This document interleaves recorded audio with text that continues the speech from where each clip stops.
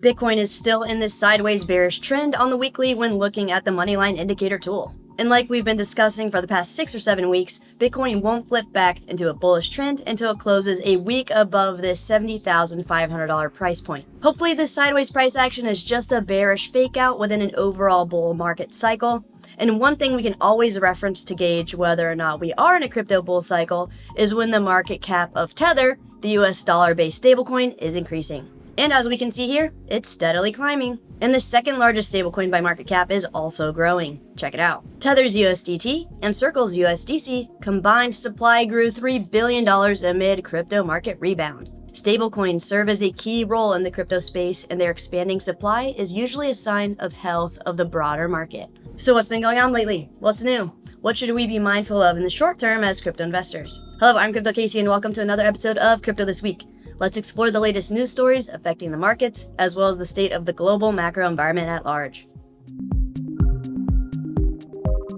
Be sure to check out our sponsors, Ledger, Coinbase, and Tangem. Invest in premium crypto wallets with extra security layers like Ledger Stax and Ledger Flex, available for the best discount on the market specifically for our community that comes with $10 free Bitcoin. Get a Coinbase crypto card to stay in complete control of your spending and finances 24/7 without dealing with freezes, blocks, bank holidays, or being forced to convert your digital assets to fiat. And invest in the Tangem wallet, the most affordable and easiest crypto wallet to set up on the market right now. Perfect for beginners and advanced users alike to diversify crypto among different wallets with different technology. So scroll down and use links below to redeem any special offers they have for us.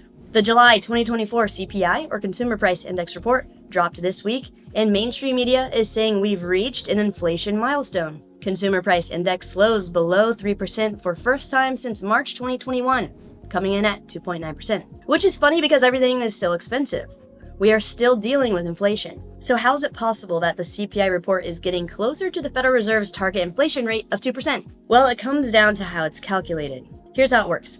The government chooses a basket of specific goods and services it wants to use in the calculation, assigns a percentage to each, like rent being a higher percentage of spending than food or gas, and then it compares the value of those goods and services from 1 year ago. So yeah, 12 months ago, back in July of 2023, everything was still expensive. Also considering other things the government doesn't factor into calculations like real estate, stocks, bonds, income taxes, basically anything the government deems is not a day-to-day consumption for average urban households in the United States.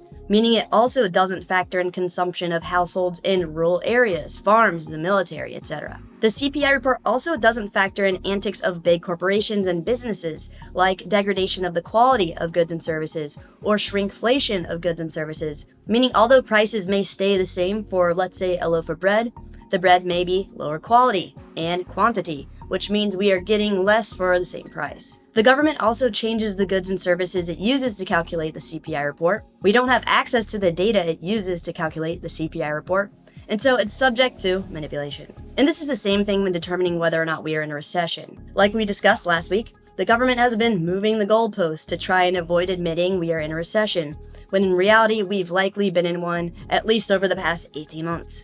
Lame. What we need to be aware of as crypto investors is a decreasing CPI inflation number gets us closer to the Fed lowering interest rates, which even if the data is not accurate and downright manipulated, the financial markets like it, and it's good for risk on assets like crypto. Another thing pressuring the Fed to start dropping rates is our out-of-control national debt. US debt just hit $35 trillion. Is it putting the global economy at risk? Global debt hit a milestone recently. If you add up the debt of all the countries on Earth, you end up with a stunning $91 trillion. More than 1/3 of that comes from one country, the United States. This nation's gross cumulative debt has hit $35 trillion, a number so large the International Monetary Fund warns that it's putting the entire global economy at risk, maybe even our whole solar system. Check out this visualization the article laid out to help put into perspective how large the US national debt is. If we had 35 trillion actual dollar bills that are about 6 inches in length and put them end to end starting from Earth, how far would it go? The moon? Well, actually it only takes $2.5 billion to get to the moon. How about Mars? Only $1.5 trillion bills gets us to Mars. Jupiter? 4.5 trillion. Saturn? Only 9 trillion. Passing Uranus, getting to Neptune takes just under $30 trillion bills. So placing 35 trillion actual dollar bills side by side from Earth's surface would reach almost all the way to Pluto. Absolutely wild. If Bitcoin was the size of a US dollar, the total amount that would ever exist, 21 million, wouldn't even get us to the moon. Let me know what you think about that in the comments below. While the growing US national debt continues to spiral out of control, the US dollar is still acting as a form of control across the pond. Russian banks are grappling with liquidity issues as US sanctions choke supply of yuan. While the yuan has been a go-to tender for the Russian economy amid Western sanctions, fresh constraints from the US this summer have forced some Chinese lenders to cut ties, deepening payment issues between Moscow and Beijing. In June, the US provided the Treasury Department broader power to penalize foreign institutions that do business with Russia and support Moscow's war machine. This involved many Chinese entities, given that Beijing has become a major trade partner to Russia following the Kremlin's 2022 invasion of Ukraine. But even before the fresh sanctions package took effect this summer, Chinese banks were already halting yuan payments with Russia over fears of Western repercussions. The trend only swelled in June, and Russian exporters now note difficulty getting paid. The Carnegie Russia-Eurasia Center argued that China and Russia will find ways to get around Western sanctions, and noted that restrictions should have been put in place much earlier to be most effective. Okay, so there are some massive problems with this situation, and crypto is a solution to one of them. So let's explore it together, as well as new developments with the upcoming US elections that have major implications on the crypto industry in the United States. First, as crypto investors, make sure you're in complete control and ownership of your digital assets with different hardware wallets to diversify risk. Tangem Wallet is a set of 3 cards that work just like a set of 3 house keys or car keys that function as backups that only take about a minute or 2 to set up. They come in a sleek matte black design or our custom limited edition 3 pillars of blockchain set featuring 3 different colored cards with cool blockchain inspired designs. And Ledger offers premium crypto hardware wallet options with some extra security features like Ledger Stax in their brand new Ledger Flex devices. They are the first of their kind as a new crypto wallet category, which is a secure touchscreen, featuring a full keyboard and keypad, making it super user-friendly. Both overall are really unique physical devices with breakthrough technology that are great additions to our crypto wallet arsenal. Watch a full review of them in this video, and Ledger is offering our community the best discount available on the market that comes with $10 worth of free Bitcoin for a limited time. So be sure to scroll down and use links below to redeem all the special offers they have for us. Cool. So back to the fact that nearly all Chinese banks are refusing to process payments from Russia. Check it out. Ray Dalio, a famous American investor and hedge fund manager, believes there are 6 stages a country's economy cycles through before a violent collapse and restructuring happens. And just recently, he predicted we are currently in stage 5. What does this mean? Well, there are 3 main forces at play that determine where we are in this cycle. The first force has to do with whether or not the country is earning more than it's spending or if it's running a deficit. The US is obviously running a deficit. The value of our currency is decreasing, people are getting bad returns from holding cash, we have high inflation and high interest rates. Great. The second force has to do with how we are with each other. Is there internal conflict, or are we cohesively on a common mission as a country? Many people in the US are at each other's throats, where we are more concerned with our positions and causes than working together, agreeing to disagree, and accepting each other as fellow citizens who want to work on compromises that are best for the whole country. And this puts the entire system in jeopardy, produces disorder, we have greater polarity in politics and populism, which can lead to civil war. This has happened time and time again throughout history during the French, Russian, Cuban, Chinese revolutions. Moderates that want to work together are dropping out of elections, so the fight is now over who is the most extreme. There is so much division now. A recent statistic shows that around 10 to 15% of Democrats and Republicans wish members of the opposite party would die. They don't want them marrying their children. So yeah, the second force is in full force. The third force has to do with the rise of geopolitical powers, which we are seeing with Russia, China, BRICS, etc. So with all 3 of these forces at play, the US has increasing vulnerabilities that competitive powers start taking advantage of by becoming stronger commercially and militarily. And there are 5 types of war.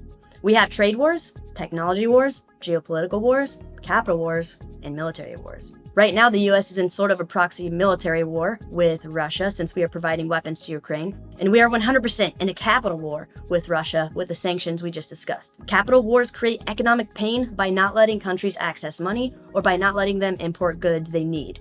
In fact, back when the US cut Japan's oil supply and confiscated their bonds, Pearl Harbor was the result. So the important thing to know here is that capital wars accelerate before turning into military wars, with bombing, shooting, violence, scary stuff. As we've been discussing on the channel, the US has a chance at saving the US dollar, unraveling the debt crisis, remaining a financial and technological superpower, and ensuring the US dollar remains the global reserve currency by embracing the use of US-backed stablecoins on all blockchain-based networks, even if they don't have control over them, because with the current system, the dollar has been politicized and weaponized. There needs to be a way countries can use the dollar without the threat of sanctions.